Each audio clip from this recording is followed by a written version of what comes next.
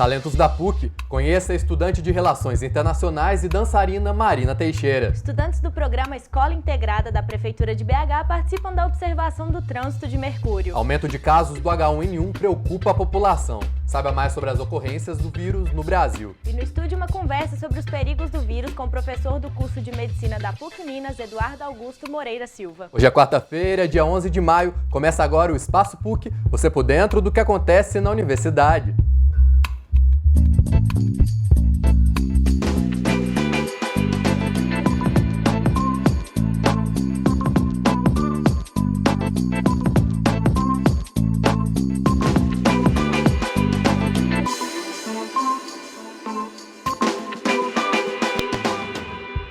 Olá, quarta-feira você já sabe, é dia de talentos da PUC. E a dança é uma das formas de expressões artísticas mais antigas da humanidade. Com o passar do tempo, novos tipos foram surgindo e se disseminando. Gafieira, balé, hip hop, jazz. Hoje vamos conhecer no quadro Talentos da PUC a aluna do curso de Relações Internacionais, Marina Teixeira, que é tão apaixonada pela dança que não conseguiu escolher apenas um estilo. Veja só.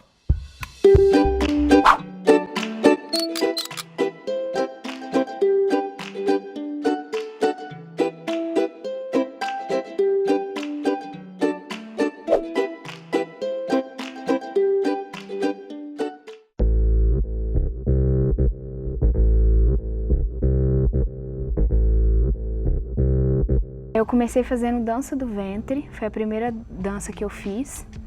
Aí eu fiz durante um tempo, aí eu tive uns problemas, saí, aí depois eu fiz um tempo de axé e funk. Aí eu dancei um pouco assim, aí também depois saí, não me identifiquei muito, eu gostava, mas eu não me identificava muito. Aí eu entrei pro hip hop e eu me identifiquei de cara.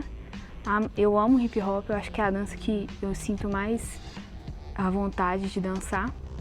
Aí, paralelo com o hip hop, eu comecei a fazer balé, comecei a fazer jazz, aí as três paralelamente, e agora eu faço samba de gafieira, forró e polidense.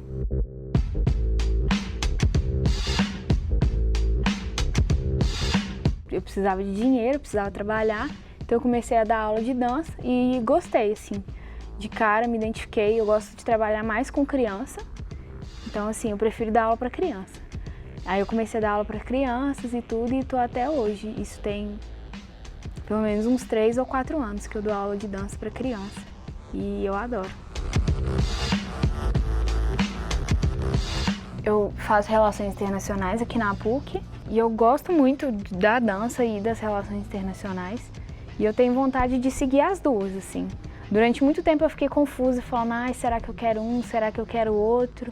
Mas eu não acho que se você tem 2 sonhos, você tem que escolher um, sabe? Eu acho que assim, se você quiser mesmo, você vai sofrer muito. Eu sei que diz que eu passo muito perrengue, mas se você quer muito os dois, eu quero muito as duas coisas. Então eu pretendo estar com as duas coisas na minha vida.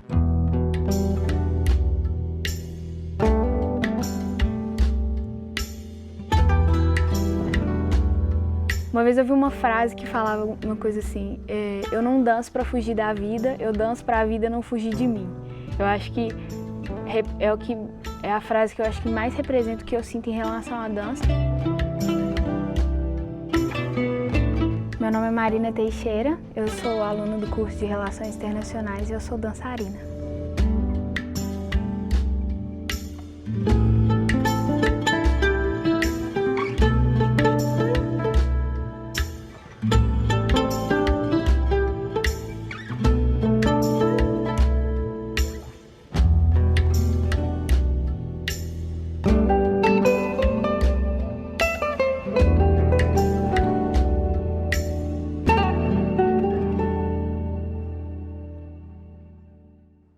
Na última segunda-feira, dia 9 de maio, cerca de 1.000 estudantes do programa Escola Integrada da Prefeitura de Belo Horizonte puderam observar a passagem do planeta Mercúrio pelo disco solar. Alunos, professores e monitores que aguardavam ansiosamente pela passagem se prepararam para o momento em oficinas e atividades em sala de aula. E agora você confere como foi essa experiência.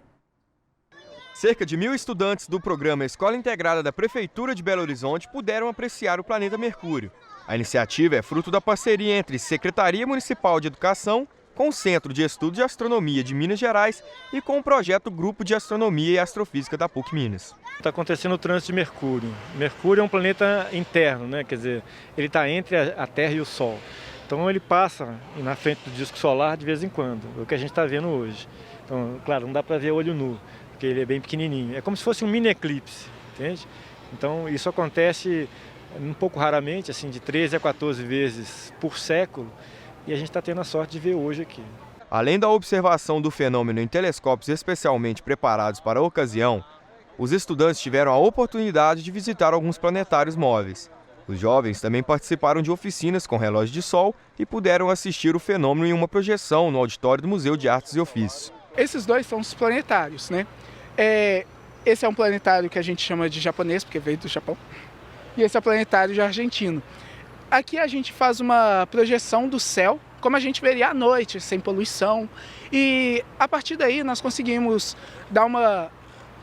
induzir os alunos, induzir os visitantes a enxergar as constelações, a olhar para o céu de uma forma mais clara, porque no nosso céu a gente acaba tendo muita poluição, tanto luminosa quanto da atmosfera, e isso atrapalha um pouco. Aí com isso a gente tem esse recurso a mais. O trânsito de Mercúrio vinha sendo esperado ansiosamente pelos estudantes do programa Escola Integrada. Desde o mês de março, o tema vinha sendo explorado em sala de aula.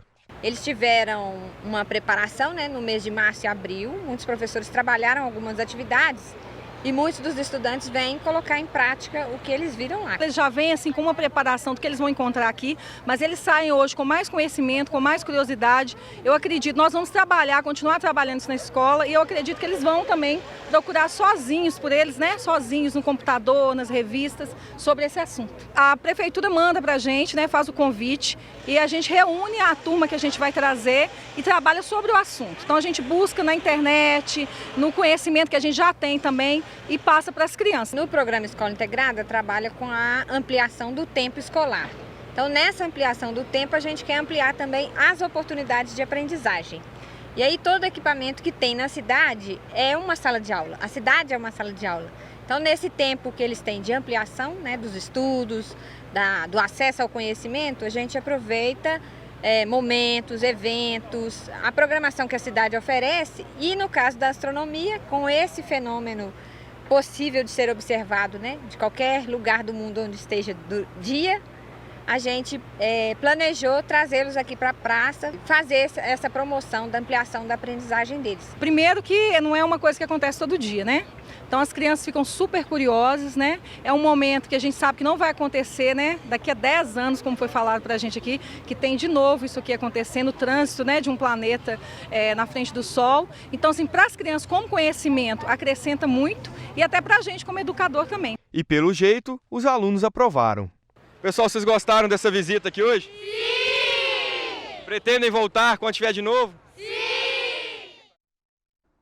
E o vestibular PUC Minas segundo semestre de 2016 está se aproximando. As provas para os cursos de graduação serão aplicadas no dia 12 de junho e para a graduação tecnológica no dia 18 de junho. E olha só, é importante ficar atento aos prazos. As inscrições acontecem até o próximo dia 24 pela internet no endereço pucminas.br. E agora nós vamos para a redação da PUC TV Minas com a Giovana Moselli, que nos traz mais informações sobre o processo seletivo. Boa tarde, Giovana. Boa tarde, Sérgio. Boa tarde, Mari. A taxa de inscrição para os alunos do curso de Medicina é de R$ 210 e para os outros cursos é de R$ 105. Já para os cursos de graduação tecnológica, essa taxa é de R$ 55. Vale lembrar também as especificações das provas. Para o curso de Medicina, serão cobrados os conteúdos de língua portuguesa, produção de texto, biologia, química, física, matemática e língua estrangeira, inglês ou espanhol. Já para os outros cursos de graduação, as matérias cobradas serão nas disciplinas de língua portuguesa e literatura em língua portuguesa, produção de texto, geografia, história, matemática, física, biologia, química e língua estrangeira. Por fim, no processo seletivo de graduação tecnológica, os candidatos farão uma produção de texto no dia 18 de junho. É com vocês aí no estúdio. É isso aí, Giovana. Muito obrigado pelas dicas. E o Espaço PUC vai para um rápido intervalo. No próximo bloco, você vai saber mais sobre o vírus que tem assustado a população brasileira, o H1N1. Mas qual a diferença entre o H1N1 e os outros vírus da gripe? No estúdio, conversamos com o professor Eduardo Augusto Moreira, do curso de Medicina da PUC Minas, sobre essas dúvidas relacionadas ao H1N1. Mas antes, você confere mais uma história construída dentro da universidade, no hashtag na PUC Minas. A gente já volta.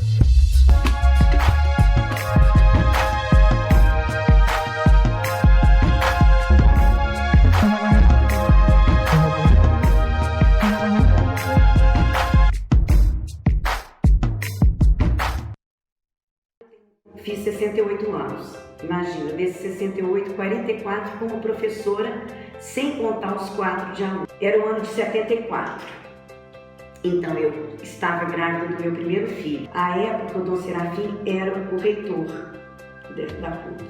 E ela era muito menor e nós saímos, o único estacionamento que havia era ali o Bipu, que é aquele da frente. Eu estacionava meu fusquinha ali.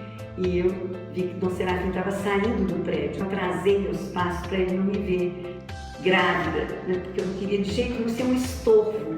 Nossa, vai ter que tirar licença, como é que vai ser? Porque nós éramos poucos, né? E nós tínhamos de fato um projeto importante. Aí eu vi que ele tinha saído, então eu fui descendo. Aí ele tinha se escondido para eu não vê-lo. Eu atrasava o passo para ele não me ver e ele se escondia para me surpreender. Então, quando eu fui atravessando para descer as escadas, ele falou: aí, hein, Marcinha, de barriga. Quando eu entro na universidade diuturnamente, eu entro num lugar que me faz muito feliz. Eu sou muito feliz na universidade.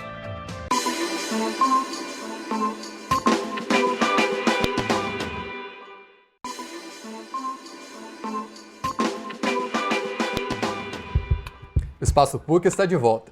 A gripe A, popularmente conhecida como gripe suína, é causada pelo vírus H1N1.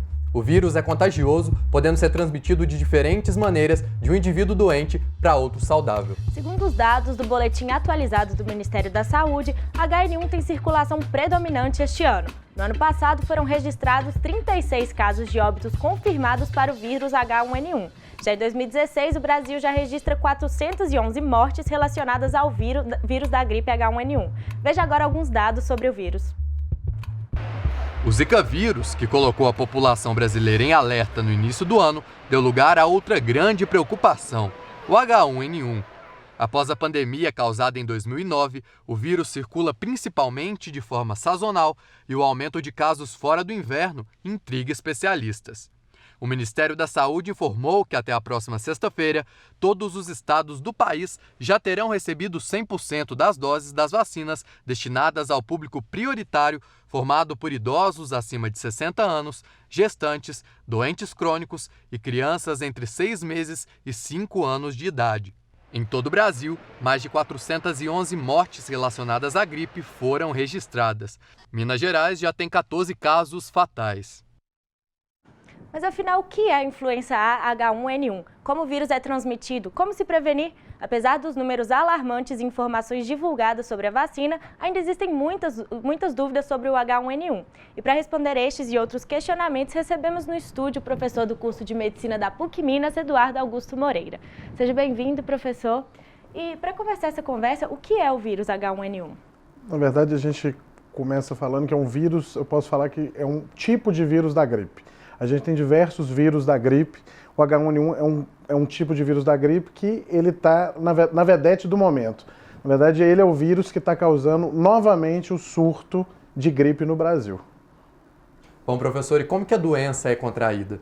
A doença é contraída igual qualquer outro tipo de gripe, geralmente por espirros, tosses, durante o período de contágio da doença. A doença tem um período de incubação de em torno de 1 a 7 dias, e ela pode ser transmitida um dia antes do paciente apresentar o sintoma e durante todo o período sintomático do paciente. Então o paciente pode contrair a gripe ou respirando um perdigoto, uma gotícula causada por um espirro, ou até mesmo pegando em alguma região onde tenha ficado alguma secreção, levando essa mão à boca ou ao nariz e podendo contrair a doença. E quais são os principais sintomas que a pessoa deve ficar atenta? Tanto para H1N1, para qualquer outro tipo de gripe, os sintomas são bem parecidos. São sintomas mais gerais de doenças respiratórias de vias aéreas altas. É tosse, coriza, né, que é o nariz escorrendo, né, febre, dor no corpo, né, são sintomas mais gerais de gripe. O H1N1 tem algumas diferenças das gripes normais que já cometeram em outros surtos. Professor, conta pra gente, por que ela é popularmente conhecida como gripe suína?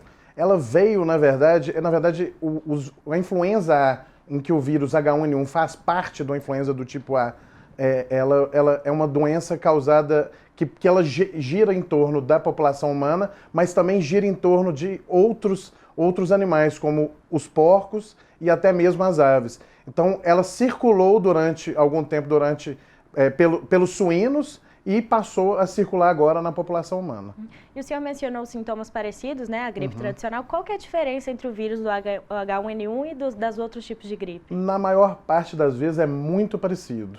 Em alguns casos específicos, principalmente em grupos de risco, a gente pode ter uma exacerbação, né, uma doença mais florida na parte respiratória, com um quadro respiratório mais grave, que o paciente apresenta dispneia, né, uma falta de ar profusa, que ele pode necessitar, inclusive, de oxigênio ou internação. Então vamos falar agora, como que a população pode se prevenir, professor? Da mesma forma que qualquer tipo de gripe, a população pode se prevenir, primeiro, prioritariamente, se vacinando. E, na verdade, evitando lugares fechados, diferente do que a gente sempre pensa, né? Quando está fazendo frio, a gente quer ficar num lugar fechado, junto com um monte de gente para ficar quentinho. É aí que a gripe se prolifera, tá? Em lugares fechados, com grandes aglomerados, entendeu? A gente tem que evitar comer em talheres, compartilhar talheres, toalhas. Então, essas noções de higiene básicas, de saneamento básico mesmo. E nós vimos que devido ao aumento dos casos, a vacinação foi antecipada, né? Como que é essa vacina? Ela é 100% eficiente? A vacina, como qualquer outra vacina, não tem 100% de eficácia. A vacina ela vai prevenir algumas complicações. Provavelmente, o que acontece é que a doença, quando vem, ela vem de uma forma mais branda. A gente pode falar que quando a doença vem, ela diminui em torno de cerca de 45% de hospitalizações e ela diminui cerca de 75% da letalidade da doença. Isso é muito importante. A gente não tem 100% de eficácia em nenhum tipo de vacina, tá? Mas é uma vacina que eu posso falar que é quase inócua. É uma vacina que usa vírus inativado, tá bom? E quem já vacinou ano passado precisa vacinar esse ano de novo? Precisa, porque a vacina do ano passado foi só do H1N1. Agora a gente tem a vacina com outros tipos de vírus que vão também ser cobridos a partir dessa nova vacinação. E como obter essa vacina pelo SUS ou ela é particular? Nós temos 2 tipos de vacina que foram autorizados pela Anvisa. A trivalente, que é a que está sendo ofertada pelo SUS, que ela vai cobrir principalmente as doenças da influenza do tipo A, que do H1N1, o H3N2 e uma influenza do tipo B. No caso da vacina tetravalente que está sendo dada nas clínicas particulares, ela cobre um vírus a mais do tipo B, mas as mais prevalentes, a que mais roda na população, são as influenzas do tipo A, que é o H1N1 e o H3N2, e principalmente o H1N1. É o mais prevalente. Professor, e os efeitos colaterais são fortes? Existe um tipo de pessoa que não pode vacinar? Da vacina, não. Da vacina, não. Os efeitos colaterais são na maior parte das vezes, muito brandos, até porque o vírus é um vírus inativado. É um vírus que é fragmentado, inativado. Então é um vírus que ele causa muito pouca reação. Provavelmente o que mais circula no Facebook, na internet, é porque o paciente já tinha uma doença incipiente, às vezes um quadro gripal incipiente, ou um quadro respiratório de um vírus, um rinovírus, um adenovírus, um vírus que causa, na verdade, um resfriado.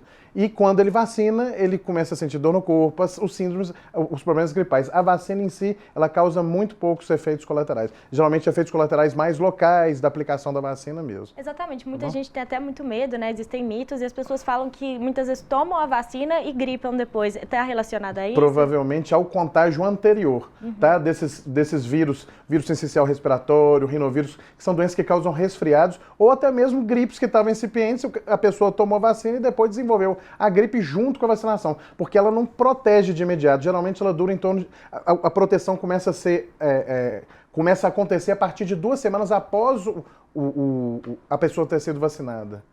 E E o senhor falava de locais fechados, né, com aglomerações. E muita gente, né, ao notar uma tosse ou algum sintoma da gripe, já procura um pronto-socorro, né, um posto de saúde ou um hospital. Isso é recomendável? Na verdade, isso é totalmente desaconselhável.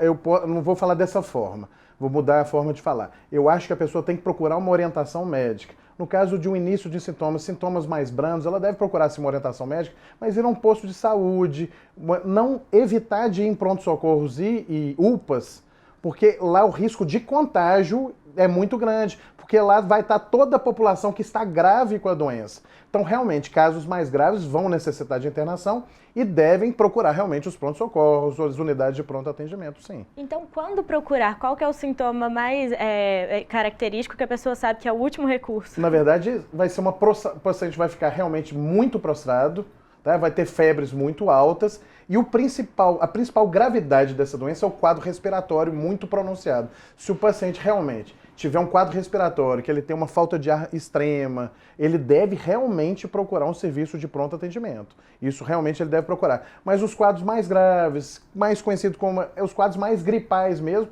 a maioria das vezes pode ser tratado dentro de casa, só com hidratação e medicação sintomática. Mas aos primeiros sinais ele já deve procurar um médico? Eu acho interessante procurar um médico para ter uma orientação mais certa sobre a doença. Não precisa necessariamente ser um médico. É um posto de saúde, é um profissional de saúde que esteja no posto de saúde habilitado a fazer esse tipo de intervenção. E como é feito o diagnóstico do H1N1? O diagnóstico geralmente é clínico. Para a gente definir realmente que é o H1N1, eu preciso de fazer um raspado, na verdade é um suave nasal ou da própria garganta do paciente durante o período sintomático, no início do período sintomático, e levar uma reação, e ele tem que ser feita uma reação molecular, tá? Para definir realmente que é H1N1, tá bom? Nós falamos em diagnóstico, agora vamos falar também de tratamento. Como ele ocorre? O tratamento dentro de casa, na maior parte das vezes é o que vai acontecer, ele vai visar mais a hidratação do paciente. O paciente deve ficar em repouso até mesmo para não contaminar mais gente. Ele deve evitar lugares que tenham aglomerações de pessoas, senão a epidemia vai se alastrar, até por isso, para ele melhorar o sistema imunológico dele. E é o uso de medicações sintomáticas, antialérgicos, antitérmicos, antieméticos para ele, no caso de náuseas e vômitos, que é uma outra característica do H1N1, ele costuma dar um pouquinho mais do que as outras gripes de náusea, diarreia.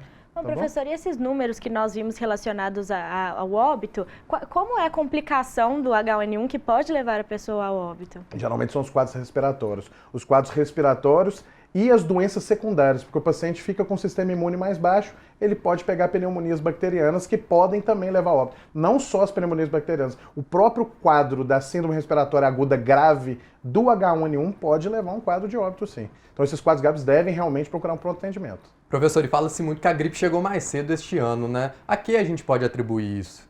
Na verdade, existem hipóteses, não existe nenhuma definição, na verdade é uma coisa presumida.